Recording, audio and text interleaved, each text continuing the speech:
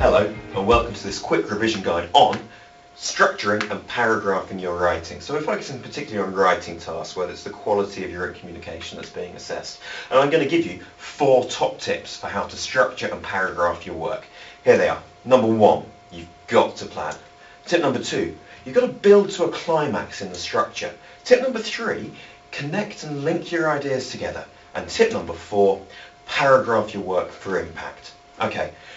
Those are your top tips. Let's have a look at them in a bit more detail.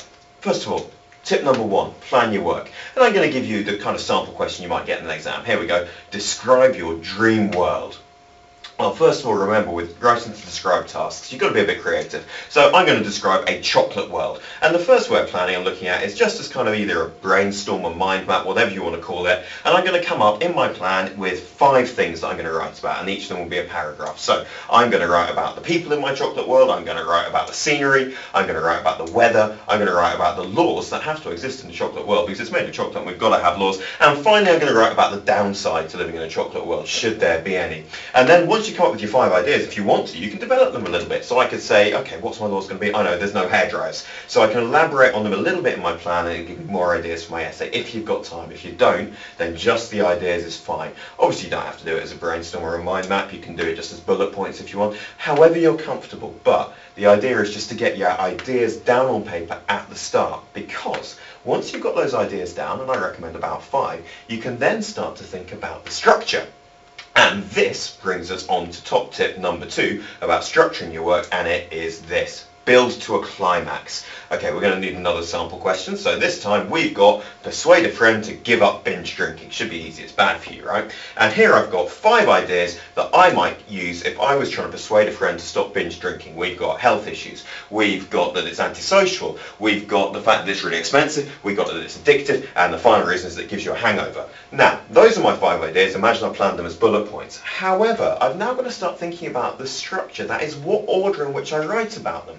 And this is where top tip number 2 comes in, because you want to build to a climax. Always save your best till last. So you're going to start with the least important thing. I'm going to start with hangovers, because I tell you what, it's a secret. I have had one and they're not that bad. So that's not that big a deal. I'm going to move from there to the expense. And then from the expense, I'm going to move on to the fact that it's a really antisocial thing to be doing. And from there, it leads us on to addiction, which is a terrible thing. And from addiction, we look at the health issues of long-term binge drinking. And by the time you reach that point, there's no way your reader will ever do it again. Believe me, it's a very bad idea. So you're building up to your killer points at the end. You're nailing them right at the end to leave it fresh in their mind.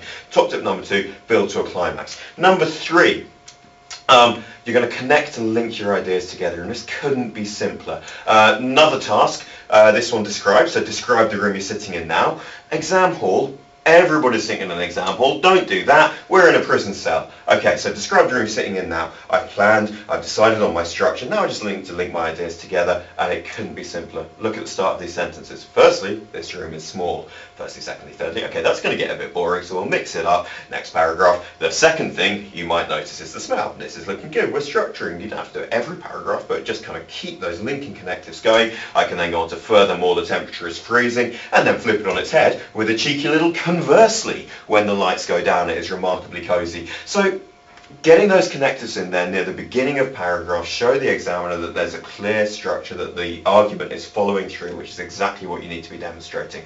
Top tip number 3, probably the easiest of the lot. And then finally, top tip number 4, paragraph for impact. Again, we're going to need a task. So the task is this. Write a letter to a friend in which you persuade them to watch a film you've seen. I love tasks like this because I'm passionate about film. And there's only one film that I'm going to write about for a task like this, and it is, of course, Barbie and the Diamond Castle. So I'm going to construct my letter all about this film, and we're thinking about paragraphing for impact. So here's a little sample of my letter. Firstly, you must see Barbie the Diamond Castle, because Barbie is a modern icon of feminine beauty. Her dazzling radiance will transfix you. Her translucent beauty really is awe-inspiring. How can you resist? The second reason you should see this film is, now look what I've done here.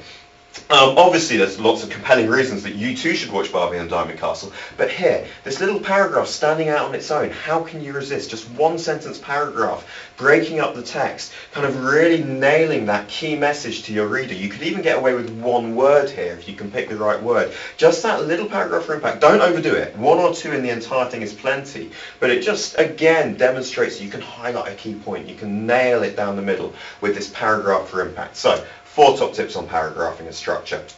Tip number 1, you've got to plan. If you don't plan, you're in trouble. Tip number 2, go back to your plan, build to a climax with it. Structure your work for a climax. Top tip number 3, connect and link your ideas with connectors. And top tip number 4 is paragraph for impact. 4 top tips. Hope they're helpful. Thank you for watching.